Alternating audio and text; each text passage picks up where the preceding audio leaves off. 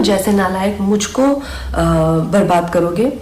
तुम लोगों के बाप दादाओं को भी मैंने लोहे के चने चबाए हैं।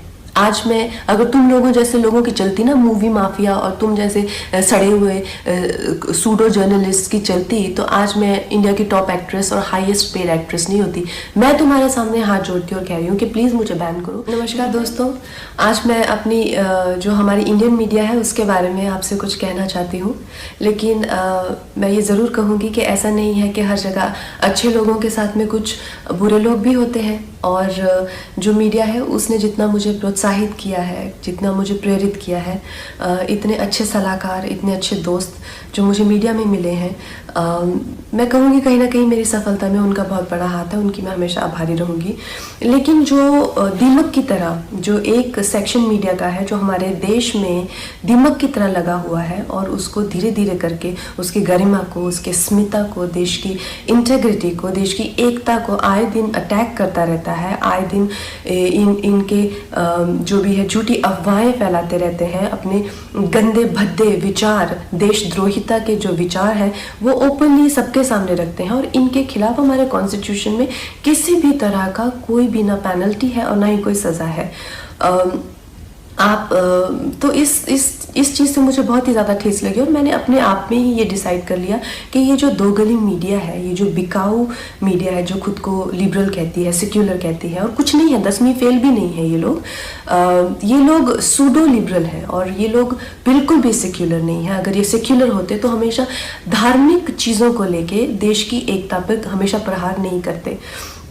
ऐसे ही एक चिंदी से जर्नलिस्ट को मैं 1-2 दिन पहले एक प्रेस कॉन्फ्रेंस में मिली, तो उसी की तरह बहुत सारे लोग हैं जो जितने भी हमारे जो सीरियस इश्यूज़ हैं, हमारे जो सीरियस कॉजेज़ हैं। वर्ल्ड एनवायरनमेंट में डे के दिन मैंने प्लास्टिक बैन को लेके एक कैंपेन किया था, जिसमें मैंने प्लास्टिक के ख़िलाफ़ ईशा योगा सेंटर के साथ में काफ़ी कुछ एक्टिविटीज़ की थी।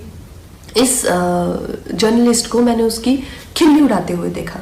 फिर मैंने काउ स्लॉटर के अगेंस्ट, एनिमल क्रूलिटी के अगेंस्ट एक कैंपेन किया, उसका भी ये मजाक उड़ा रहा था। एक शहीद पे मैंने फिल्म बनाई, उसके नाम की खिल्ली उड़ा रहा है। और प्लीज़ आप ये गौरतलब ये है कि इनके पास किसी भी तरह का कोई तर्क वितर्क, समीक्षा या विचार जो कि एक पत्रकार का हक है, उस तरीके से नहीं गाली गलौज करके, गंदी बातें लिख के, प्रोफेशनल ट्रोल्स जो हैं खुद को मुफ्त का खाना खाने पहुंच जाते हैं ये हर जगह प्रेस कॉन्फ्रेंस पे।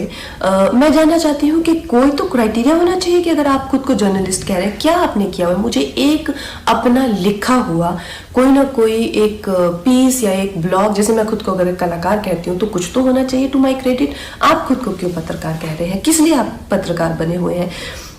इन 3-4 लोगों ने मिलकर, क्योंकि मैंने उस इंसान के प्रश्नों का उत्तर देने से मना कर दिया, मैंने कहा कि इंटरनेशनल को मैं क्यों एंटरटेन करूं?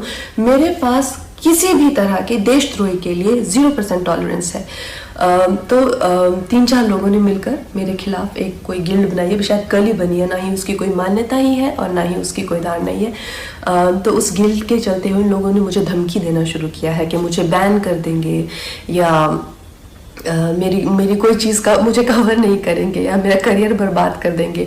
अरे नालायकों, देशद्रोहियों, बिकाऊ लोगों, तुम लोगों को खरीदने के लाखों भी नहीं चाहिए। तुम लोग तो इतने सस्ते हो, 50-60 रुपए में बिछ जाते हो। जो अपनी देश के साथ गद्दारी करे, अपनी ही थाली में जिसमें खाते हैं उसी में छेद करते हैं, तुम जैसे नालायक मुझको बर्बाद करोगे। तुम लोगों के बाप दादाओं को भी मैंने लोहे के चने चबाए हैं। आज मैं अगर तुम लोगों जैसे लोगों की चलती ना मूवी माफिया और तुम जैसे सड़े हुए सूडो जर्नलिस्ट की चलती, तो आज मैं इंडिया की टॉप एक्ट्रेस और हाईएस्ट पेड एक्ट्रेस नहीं होती। मैं तुम्हारे सामने हाथ जोड़ती और कह रही हूँ कि प्लीज़ मुझे बैन करो, क्योंकि मैं नहीं चाहती कि मेरी वजह से तुम लोगों के घर में चूल्हा जले। और इससे ज़्यादा बड़ा एहसान आप मुझ पे नहीं कर सकते कि आप मुझे बैन कीजिए। और जो भी मेरे भाई बहन इस देश के जो युवक युवतियाँ हैं जिन्होंने इन लोगों का बहिष्कार किया है, और जब मणिकर्णिका फिल्म भी आई थी और मूवी माफिया उसके अगेंस्ट पूरी गैंग अप हो गई थी, तो इन बच्चों ने इतने अच्छे तरह से हर दिन we stand with Manikarnika trend किया, उस फिल्म को बहुत सफल बनाया। फिल्म ने 150 करोड़ से ज़्यादा का बिजनेस किया। और इस चीज़ से मुझे इतना गर्व है अपने देशवासियों पर। आप लोगों के लिए जो हो पाएगा उससे भी ज़्यादा करके दिखाएंगे। बहुत बहुत धन्यवाद।